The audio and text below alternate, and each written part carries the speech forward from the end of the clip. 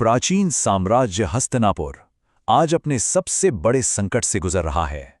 एक ऐसा संकट जो पूरे राजवंश का, कुरु वंश का भविष्य हमेशा हमेशा के लिए बदल सकता है। कहानी की शुरुआत होते है एक हताश रानी और राज्य के सबसे बड़े रक्षक भीष्म के बीच एक टकराव से। और यहाँ राजमाता सत्यवती के शब्द देखिए। वो कह रही हैं कि असली दुश्मन कोई बाहरी सेना नहीं, बल्कि भीष्म की अपनी ही खुद की प्रतिज्ञा है। तो संकट क्या है? संकट बिल्कुल साफ है। सत्यवती के दोनों बेटे चित्रांगद और विचित्रवीर्य बिना किसी संतान के ही चल बसे हैं। मतलब शाही वंश की जो कड़ी थी वो टूट चुकी है और हस्तिनापुर का सिंहासन वो खाली पड़ा है। तो अब इस भयानक संकट को सुलझाने के लिए पहला कदम क्या उठाया गया, चलिए देखते हैं। सत्यवती ने भीष्म को एक ऐसा आदेश दिया जो किसी ने सोचा भी नहीं था। उन्होंने कहा कि वो अपने सौतेले भाई की विधवाओं अंबिका और अंबालिका से विवाह करें और सिंहासन के लिए एक वारिस पैदा करें। सोचिए, ये एक ऐसी आज्ञा थी जो परंपरा और कर्तव्य की हर सीमा को तोड़ रही थी। और इसी आदेश ने भीष्म को उनकी जिंदगी के सबसे बड़े धर्म संकट में डाल दिया। एक ऐसी दुविधा जो उनके चरित्र की, उनकी पहचान की जड़ में थी। अब भीष्म एक दोराहे पर खड़े हैं। देखिए, एक तरफ है राज्य को बचाने का कर्तव्य, अपनी मां की आज्ञा मानने का धर्म, और दूसरी तरफ है उनकी अपनी प्रतिज्ञा, आजीवन ब्रह्मचर्य की प्रतिज्ञा, उनका व्यक्तिगत सम्मान। दो जबरदस्त ताकतें उन्हें अलग अलग दिशाओं में खींच रही हैं। भीष्म का जवाब एकदम साफ और अटूट था। उन्होंने अपनी प्रतिज्ञा की पवित्रता पर जोर देते हुए कहा कि एक क्षत्रिय के लिए, मतलब एक योद्धा के लिए, उसका वचन उसकी जान से भी ज्यादा कीमती होता है। उनके लिए अपनी प्रतिज्ञा को तोड़ना मौत को गले लगाने जैसा था। तो जब सबसे सीधा रास्ता बंद हो गया, तब एक गुप्त योजना को सामने लाना पड़ा। एक ऐसा राज जो सब कुछ बदल सकता था। यह सवाल न सिर्फ हस्तिनापुर के किरदारों पर, बल्कि पूरे राज्य पर एक काले बादल की तरह मंडरा रहा था।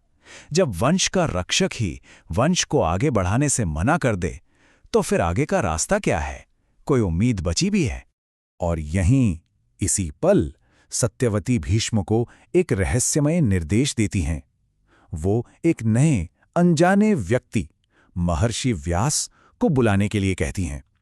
ये एक ऐसा नाम था जो कहानी में एक बिल्कुल नया मोड़ लेकर आने वाला था।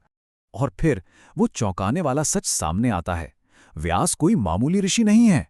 वो तो सत्यवती के ही पहले बेटे हैं, जो उनके विवाह से भी पहले महान ऋषि पराशर से पैदा हुए थे। और यही गहरा राज अब हस्तिनापुर की आखिरी उम्मीद था। तो अब आगे बढ़ते हैं ये देखने के लिए कि इस योजना पर अमल कैसे हुआ और उसके क्या नतीजे निकले, ऐसे नतीजे जिन्होंने कई जिंदगियां बदल दी। व्यास अपनी मां की मदद करने के लिए मान तो जाते हैं, लेकिन वो एक चेतावनी भी देते हैं। वो 1 साल का वक्त मांगते हैं, क्योंकि उन्हें डर था कि सालों की तपस्या के बाद उनका जो उग्र रूप है वो रानियों को डरा देगा। लेकिन सत्यवती की जल्दबाजी इस चेतावनी पर भारी पड़ जाती है। वो जोर देती हैं कि ये कर्तव्य तुरंत पूरा करना होगा। और हुआ वही जिसका व्यास को डर था। हर रानी की जो प्रतिक्रिया थी, उसी ने सीधे सीधे उनके बेटे का भाग्य लिख दिया। रानी अंबिका ने डर के मारे आंखें बंद कर लीं, तो उनका बेटा धृतराष्ट्र अंधा पैदा हुआ। रानी अंबालिका डर से पीली पड़ गईं, तो उनका बेटा पांडु कमजोर पैदा हुआ। लेकिन एक दासी जो बिल्कुल शांत और कर्तव्यनिष्ठ बनी रही, उसने एक स्वस्थ और बहुत बुद्धिमान बेटे विदुर को जन्म दिया। तो इस तरह संकट का एक हल तो निकल आया, लेकिन एक नई उलझन के साथ। हस्तिनापुर के पास अब 3 संभावित उत्तराधिकारी थे, और हर एक का भाग्य उसके जन्म की अजीब परिस्थितियों से जुड़ा हुआ था। और जैसे जैसे ये राजकुमार बड़े हुए, ये सवाल और भी गहरा होता गया कि अगला राजा कौन बनेगा।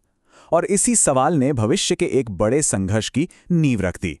परंपरा के हिसाब से चलते हुए भीष्म ने सबसे बड़े बेटे धृतराष्ट्र का नाम सिंहासन के लिए आगे बढ़ाया। भाई, ये एक सीधा साधा तार्किक विकल्प लगता था, क्योंकि उत्तराधिकार उम्र के हिसाब से ही तो तय होता था। लेकिन तभी सबसे बुद्धिमान पुत्र विदुर ने परंपरा को एक शक्तिशाली तर्क से चुनौती दी। उन्होंने कहा कि जन्म के अधिकार से ज्यादा जरूरी है योग्यता। उनका सवाल सीधा था। एक राजा जो खुद देख नहीं सकता, वो इतने बड़े राज्य की रक्षा कैसे करेगा?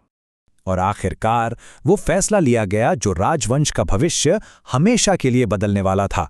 छोटे भाई पांडु को हस्तिनापुर का राजा चुना गया। तो संकट टल गया। हस्तिनापुर को पांडु के रूप में अपना नया राजा मिल गया। लेकिन क्या ये सच में एक समाधान था, या एक नई और बड़ी समस्या की शुरुआत? इस फैसले ने उस वक्त की समस्या तो सुलझा दी, लेकिन एक बहुत गहरा सवाल भी खड़ा कर दिया। एक अंधे लेकिन ताकतवर बड़े भाई की महत्वाकांक्षाओं को नजरअंदाज करके क्या हस्तिनापुर ने अनजाने में एक और भी बड़े संघर्ष के बीज बो दिए थे? एक ऐसा संघर्ष जो आगे चलकर एक महायुद्ध का रूप लेने वाला था।